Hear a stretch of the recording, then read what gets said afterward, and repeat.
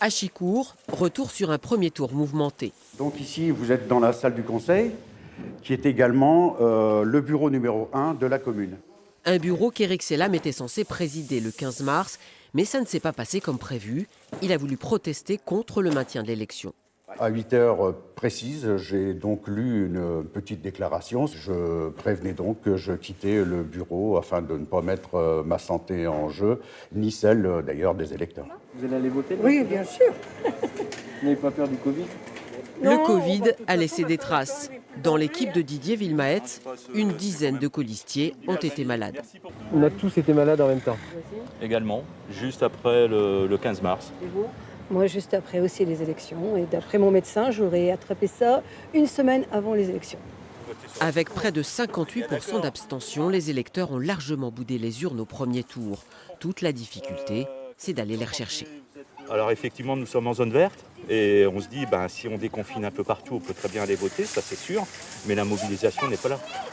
Sans réunion publique ni porte-à-porte, pas facile de remobiliser le terrain. Les candidats sont obligés de réinventer la campagne. À partir de samedi prochain, c'est tous les jours, on sera dans les rues en équipe pour montrer qu'on est à la disposition des habitants, que si les habitants veulent venir discuter avec nous, dialoguer sur cet enjeu des élections municipales et le deuxième tour, qu'ils viennent. Pas sûr que cela suffise à convaincre les électeurs. Les gens, ils ont d'autres soucis, donc je pense pas qu'ils soient... Non, j'y crois pas. Personnellement, j'y crois pas. Pas de mobilisation, mais vous irez.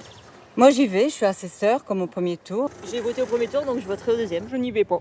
Vous y allez pas? Non, je préfère me protéger à cause du Covid qui circule encore. Les services techniques municipaux, eux, sont parés.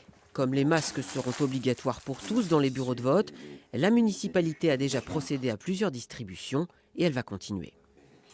Nous allons effectivement, le samedi 20 et samedi 27, proposer de ramener les masques tissus usagés pour pouvoir en refournir des neufs, ce qui va permettre à l'électeur d'être plus en sécurité. 5 993 électeurs sont inscrits sur les listes de la commune.